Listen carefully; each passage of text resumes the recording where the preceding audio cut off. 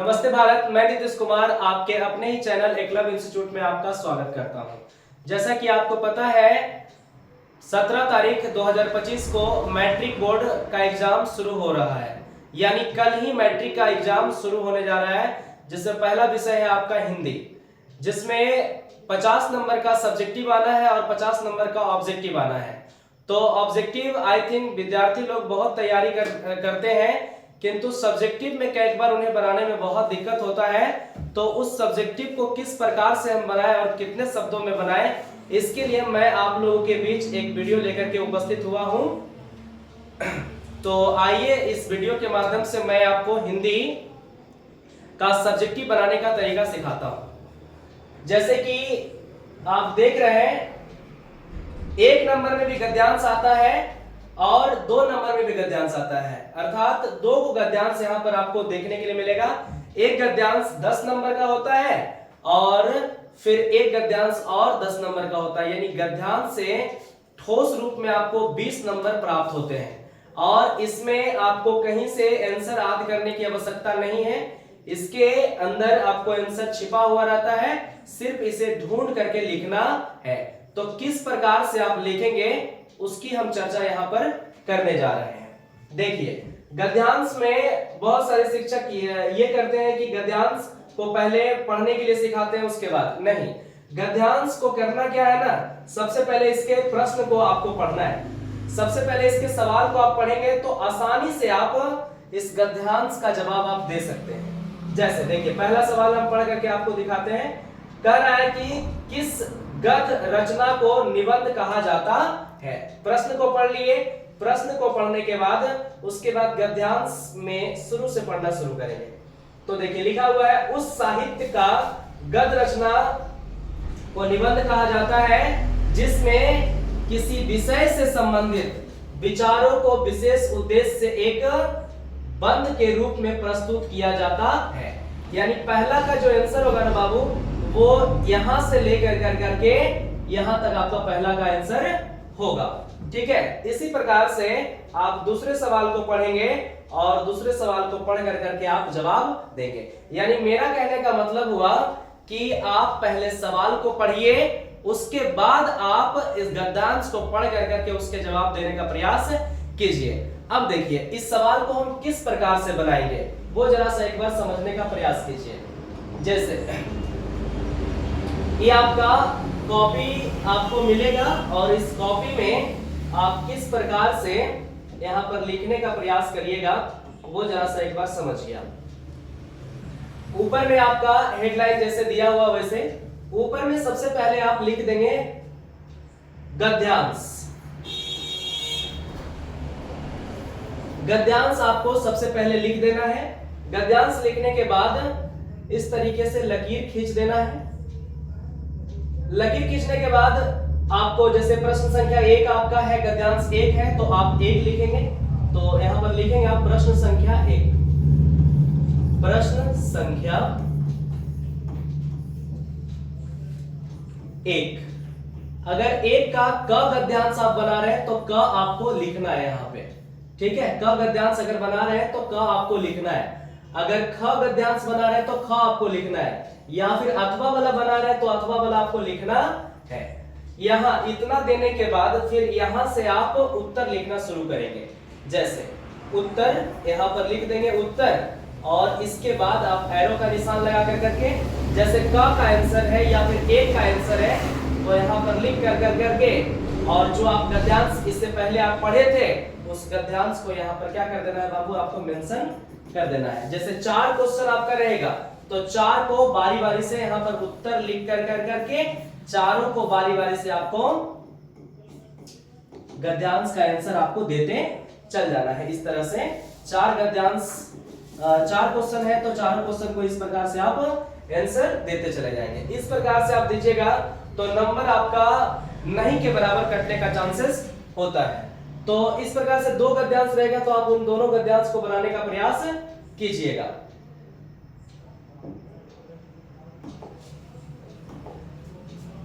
इसके बाद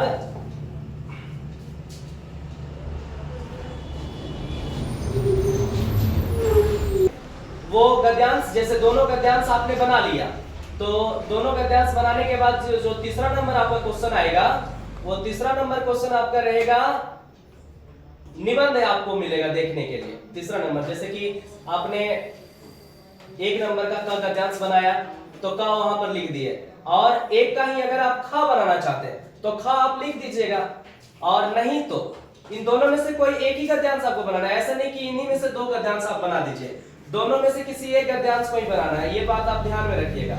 उसके बाद फिर दूसरा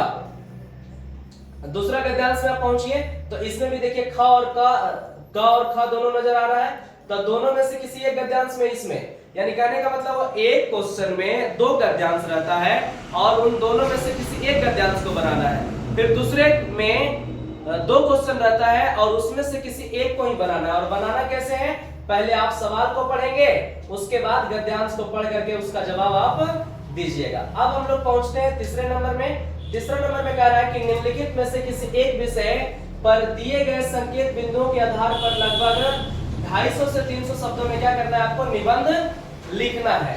ये भी देखिए आपके 10 मार्क्स के आते हैं, और इसमें ज्यादातर बच्चे गलती ये करते हैं कि हमें लिखना किस प्रकार से होता है। इसमें 5 को टॉपिक आपको दिया रहता है, 5 टॉपिक दिया हुआ रहता है। या तो आप प्रिय खेल पर लिखिए, या तो आप प्रदूषण की समस्या पर लिखिए, या तो आदर्श विद्यार्थी पर लिखिए, या तो आप प्राचीन काल और आधुनिक काल की ये बाल श्रम पर लिखिए, या आप होली पर लिखिए। इसमें से सबसे इंपॉर्टेंट जो सवाल है बाबू आज, वो आपका होली है, जो कि 110% चांसेस है कि होली पर आपका निबंध आएगा ही आएगा। तो इस पर किस प्रकार से लिखेंगे आप निबंध, उसको हम लोग समझने का प्रयास करते हैं। सबसे पहले दिए गए संकेत बिंदुओं के आधार पर ही लिखना है। जैसे भूमिका दिया हुआ है तो भूमिका के ऊपर लिखना है, उसके बाद लिखा हुआ है अंतर कथा तो अंतर कथा, महत्व पर है तो महत्व लिखना है, उपसंहार तो उपसंहार लिखना है। तो भूमिका में क्या लिखा आता है उसको जरा सा समझने का प्रयास कीजिए। आइए हम दूसरे स्लाइड पर इसको कोशिश करते हैं इसको बनाने, या फिर आपको यहीं पर हम बताते हैं कि किस प्रकार से भूमिका। सबसे पहले आपको भूमिका को ही लिखना है, देखो इसी पर बनाते हैं।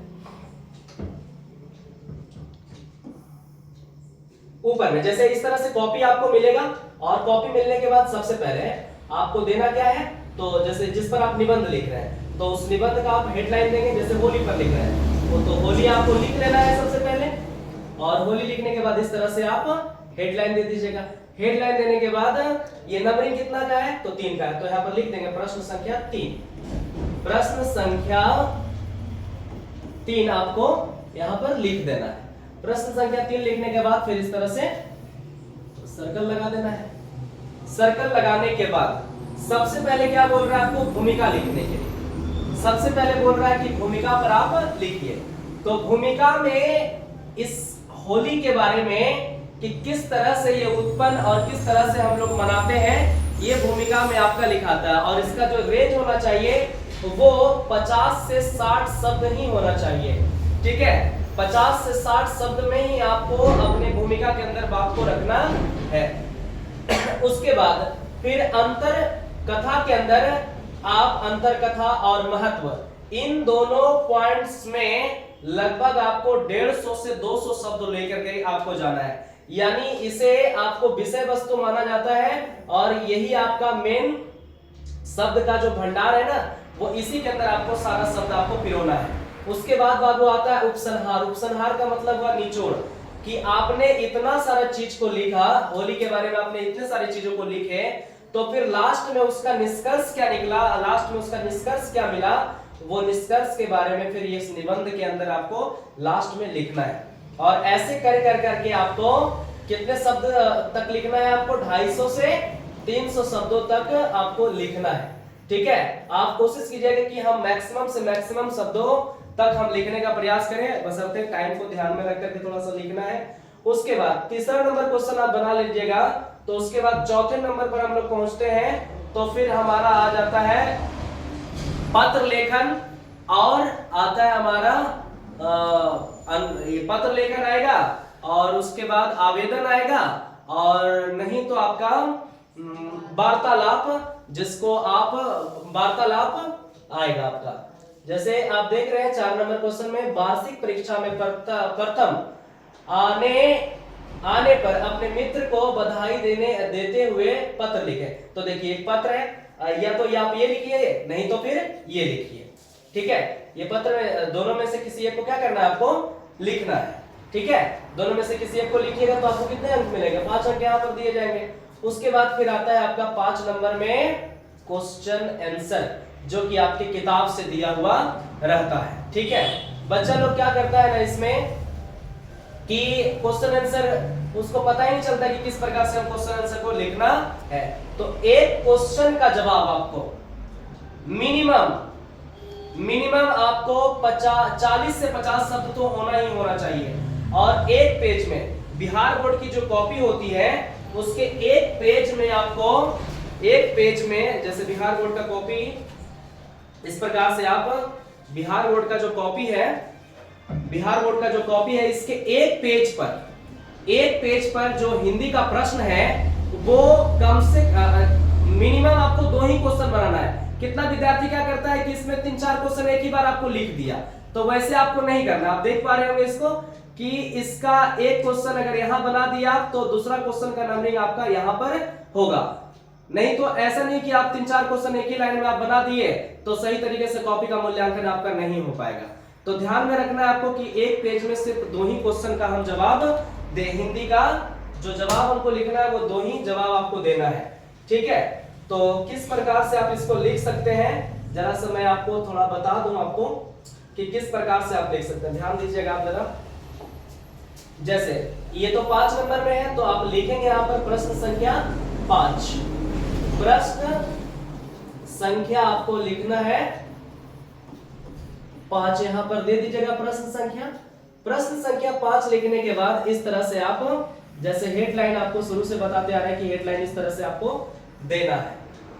अब क्वेश्चन नंबर 5 का आप कौन सा बना रहे हैं, अगर आप 1 बना रहे हैं या क ख बना रहे हैं आप, तो यहां पर लिखना पड़ेगा आपको कि हम 1 बना रहे हैं तो 1 यहां पर लिख दीजिएगा। इधर साइड में नहीं लिखना आपको, इसके ऊपर में ही लिख देना। ऊपर में लिखने के बाद फिर आप उत्तर कर करके फिर यहां से लिखना शुरू कर दीजिएगा। इधर नंबरिंग नहीं देना है आपको, ध्यान रहना चाहिए, इधर नंबरिंग आपको नहीं देना है। और इसका जवाब आप इस प्रकार से आप दे सकते हैं।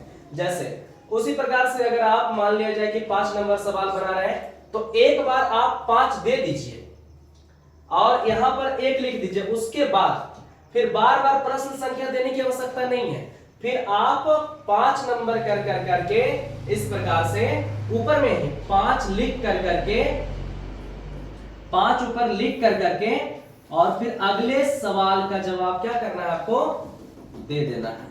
ठीक है, बार बार प्रश्न संख्या 5 लिख कर करके 1 2 3 4 इस प्रकार से नहीं देना है, बल्कि एक बार आपने प्रश्न संख्या 5 लिख दिया, 5 लिखने के बाद 1 लिख दिए, उसके बाद फिर दूसरा अगर बना रहे हैं तो फिर आप 2 देकर करके फिर नीचे की ओर आगे बढ़ते हुए चले जाएंगे। तो ये 5 तक हमारा सवाल खत्म हो गया। और उसके बाद लास्ट पड़ाव जो रहता है वो छठे की ओर रहता है। और छठा में आता है आपको जनरली व्याख्या की पंक्ति रहता है आपको। तो व्याख्या की पंक्ति में आपको किस प्रकार से व्याख्या करना है, तो व्याख्या की पंक्ति है, सबसे शुरू बार में आप हेडलाइन डालिएगा, प्रस्तुत सुंदर सरल सुललित सारगर्भित पंक्तियां हमारे पाठ्य पुस्तक के काव्य खंड से संकलित है, जिसके प्रणेता कवि दिनकर साहब है, या फिर जो भी कवि के बारे में लिखा हुआ रहेगा वो आपको लिखना है। उसके बाद आपको लिखना है कि कविवर इस पंक्ति के माध्यम से यह बताना चाहते हैं, या फिर लेखक इस पंक्ति के माध्यम से यह बताना चाहते हैं। ये ऊपर में जो भी हम आपको पढ़ करके सुनाए, ये ऊपर में आपका हेडलाइन अगर आप देते हैं तो आपका नंबर जो 5 नंबर आपका इसमें आना है वो कहीं ना कहीं 5 नंबर में आपका 1 नंबर भी कटने वाला नहीं है। एक बार फिर से मैं बोल देता हूं, प्रस्तुत सुंदर सरल सुललित सारगर्भित पंक्तियां हमारे पाठ्य पुस्तक के काव्य खंड से संकलित है, जिसके प्रणेता रामधारी सिंह दिनकर है। कविवर इस पंक्ति के माध्यम से यह बताना चाहते हैं। उसके बाद पैराग्राफ चेंज, जो भी इस पंक्ति में लिखा हुआ रहेगा, चाहे इस पंक्ति में जो भी आपका डिमांड रहेगा उसको उसके अनुसार क्या करना है आपको दे देना है। ठीक है, तो आई थिंक आप बात को अच्छे से समझ गए होंगे कि हम आपको बताना क्या चाह रहे हैं। ठीक है, आप बाबू इस तरह से अगर एग्जाम में आप लिख करके आइएगा, यकीन मानिए आप आपको आपके नंबर नहीं कटने वाले हैं और हिंदी में बहुत अच्छे अंक से आप में भी आप पास कर सकते हैं। धन्यवाद भारत।